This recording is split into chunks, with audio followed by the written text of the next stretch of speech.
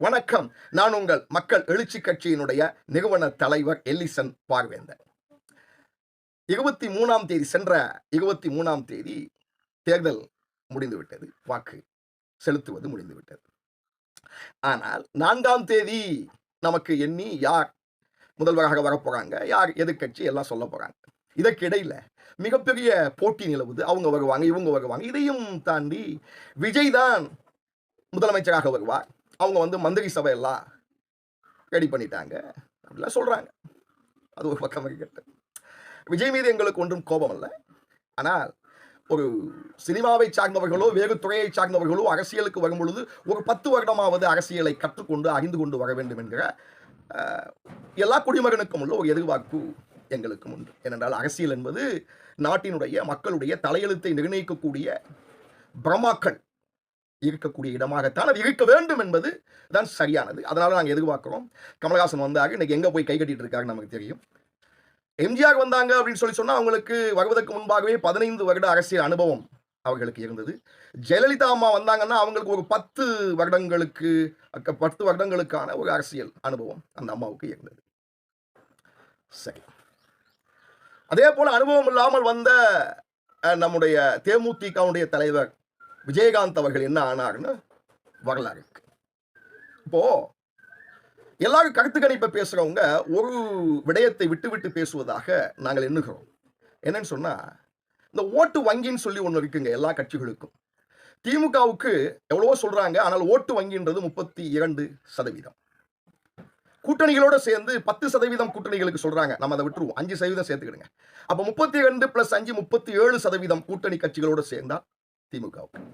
அதிமுகவுக்கு 30 - 32 சொல்றாங்க, வேண்டாம் 28% நாங்கள் சொல்லுகிறோம்.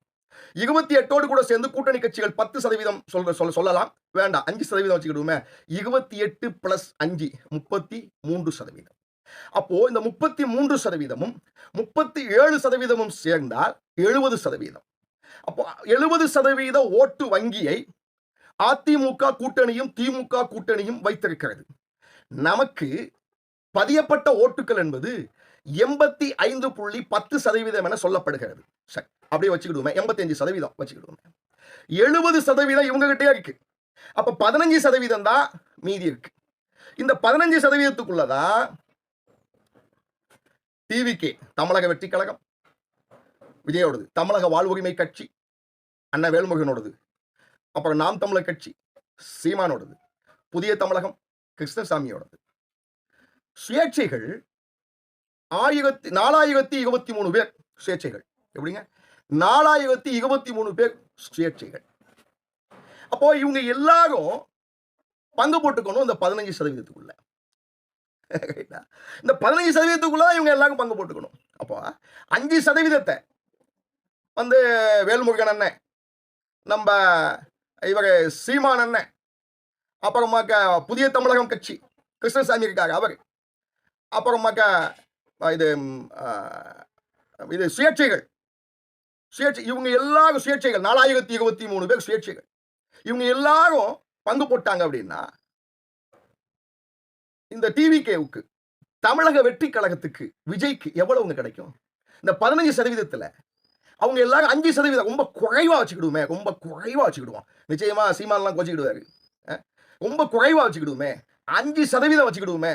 யாருக்கு? புதிய தமிழகத்துக்கு, வாழ்வுரிமை கட்சிக்கு, அப்புறம் வந்து இவருக்கு சீமானுக்கு, அப்புறம் இது 4023 சுயேட்சைகளுக்கு, இவங்களுக்கெல்லாம் 5% வச்சுக்கிடுவோமே. அப்ப டிவிகேவுக்கு, இது விஜய்க்கு, தமிழக வெற்றி கழகத்துக்கு வெறும் 10% தானே சார் போவோம். அவங்க எப்படி சார் எதிர்கட்சியாக வர முடியும்? அவங்க எப்படி சார் வந்து தமிழகத்தினுடைய முதலமைச்சர் சீட்டில் உட்கார முடியும்? சரி, நான் இப்படி வரேன் உங்களுக்கு. அவருடைய பாதிப்பு வந்து அதிமுக ஓட்டுகளையும் திமுக ஓட்டுகளையும் பிரிக்குன்னு சொல்றீங்க.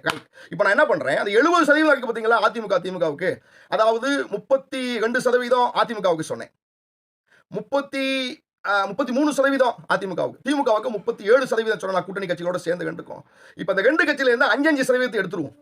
விஜயனுடைய மிகப்பெரிய வேகத்தினால இவங்களுக்கு 5% குறையுது. பெரிய கணக்குங்க நான் சொல்றேன். 5% பெரிய கணக்கு, குறையுதே வச்சுக்கிடுவோமே. அப்ப இது 2ல இருந்து 70ல இருந்து 10 எடுத்துருவோம்.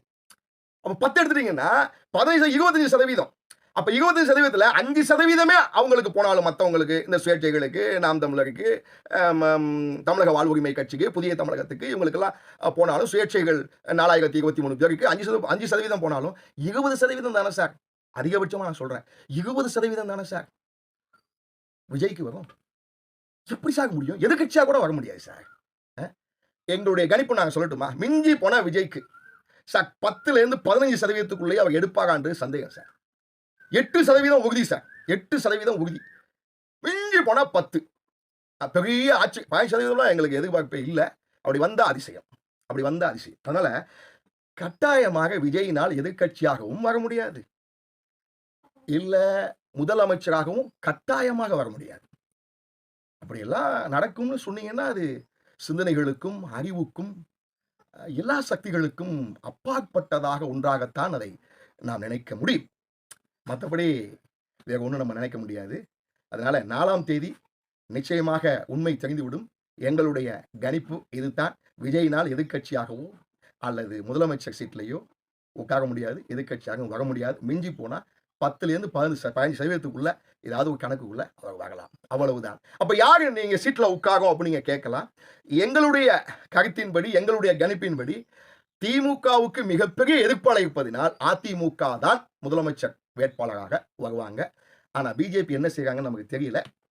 இப்பொழுது இருக்கிறத வச்சு நம்ம பேசும்பொழுது அதிமுக அந்த அணிதான் முதலமைச்சர் வேட்பாளராக வருவதற்கு அதிக வாய்ப்பு இருக்கிறது. நன்றி, வணக்கம்.